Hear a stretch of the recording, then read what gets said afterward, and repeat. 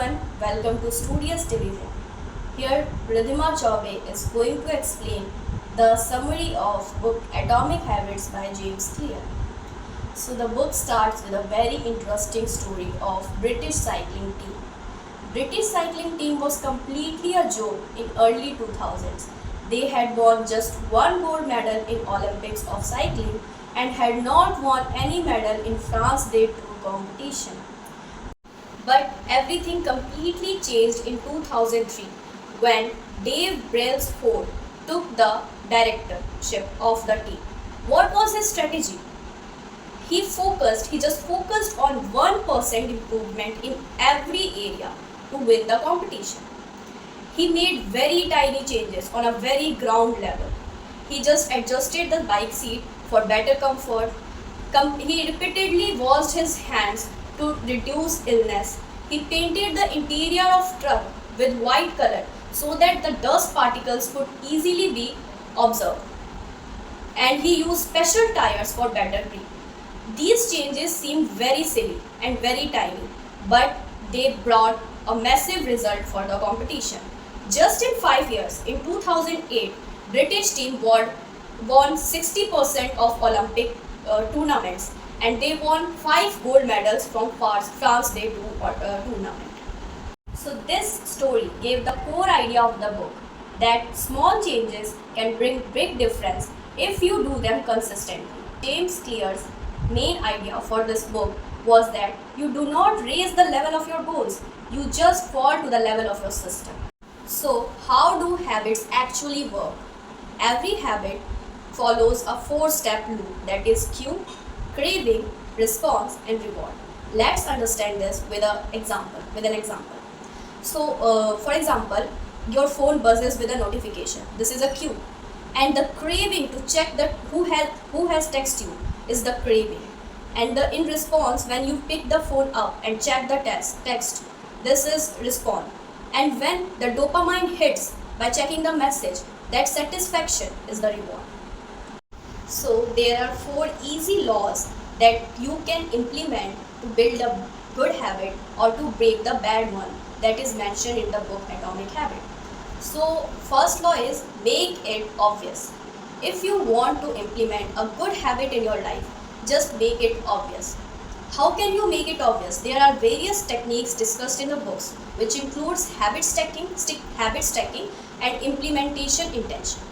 Now habit stacking involves when you stick the habit that you want to adopt to pre-existing one. For example, I will meditate for 1 minute after brushing my teeth. Implementation intention involves that you recognize where, how and when you are going to act your habit. For example, I will exercise for 30 minutes in my room at 6 o'clock. If you want to break your bad habit, then just make it unobvious. For example, if you have a habit of checking your phone in between your work, just turn off the notification. If you just crave for junk food, hide it from your reach. Just hide it from your reach, and when it will be unobvious, then it will create a restriction to habit. Now, law 2. Law 2 is to make it attractive. We repeat our actions when we feel good to do it. To make it attractive, you can use techniques like temptation bundling. For example, I will watch Netflix only on the treadmill. And the other way to make the habit attractive is to join the group where the habit is so common. For example, if you want to stay fit, just join the club of yoga people. When you will surround by the people who used to stay fit, then you will automatically build a habit. And to break the bad habit, the law 2 is to make it unattractive. For example, focus on long-term harm and say it's unhealthy to have junk food and I am a healthy person. So it will become unattractive for you because a healthy and fit person will never have a junk food or never have a cigarette. Law 3 is to make it easy. Don't aim for the perfection, aim for the action. The easier the habit, more likely you will be going to grab it. For good habits, just follow 3 techniques. First one is 2-minute rule. For example, just ask yourself, to read one page or read just for 2 minutes, not for the hours. Just open the book and read for 2 minutes. This is very easy and you can't say no to yourself for doing the task. Next technique is to reduce the friction. Reduce the friction till the extent you can. For example, if you want to work out by tomorrow, then just keep your workout clothes ready before one night. Next is automation.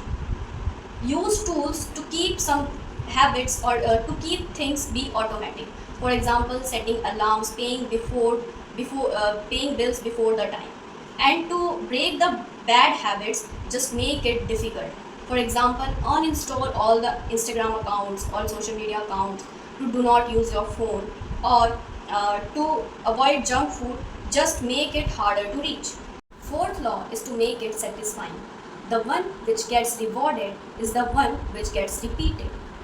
To make your habit an action gets repeated every day, you have to make it satisfying for your soul. To make it satisfying, you can just do this by two techniques. First one is track your progress. For example, if you are doing workout daily or you are reading a book or a novel daily, just mark an X on the calendar, or just track your progress in whatever way you can. That, like, you can measure your weight on daily basis. This will give you confidence if you are losing your weight or you are aiming to gain. Second way is to give yourself positive reinforcement. For example, you can give you a small treat after completing a very big task. To get rid of your bad habit, make it unsatisfying. For example, you can add a cost to the failure. If you are again and again repeating your bad habits, then just add a cost that you have to do this if you will be doing this repeatedly. The most powerful habit shift is the identity change. To change the identity, you will have to go through 3 phases of behavior change. First one is outcome, second one is process, third one is identity. Let's understand this by an example. For example, if you want to lose weight, then losing weight is outcome. And for losing weight, you will exercise daily. Exercising is the process. And if you will exercise daily, you will become fit. Then the tag of a fit person is your identity. Now, what most people think is the outcome which leads you to the success, but in reality it's the identity. If your identity is to be a topper, then you will study automatically. If your identity is to be fit, you will never smoke, you will never skip your meals, you will never skip the exercise. Every action you exercise is a vote to the type of person you want to become. Remember, every action that you do or exercise is a vote to the type of person you want to become. So instead of saying I want to quit smoking, say I am not a smoker. Instead of saying I will not have the junk food, I am avoiding junk food, say I am a fit person. Instead of saying I want to start reading, say I am a reader. As money grows with a compound interest, like that habits also compounds. If you improve yourself by 1% every day, then you will be 37 times better person in a year. So small habits can bring big results. So the final takeaway for this video is be consistent, bring 1% change every day in your life, bring small changes to have massive results, and the whole idea of the book revolves around the system. If you want to bring change in yourself, just bring the change in your system, bring the change in your surrounding.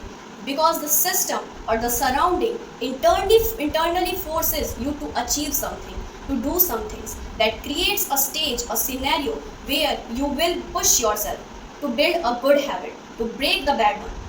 Hope you like this video, hope you get something to learn from this video, and hope the concept of atomic habit is being understood to you. Thank you so much for watching my video. See you soon.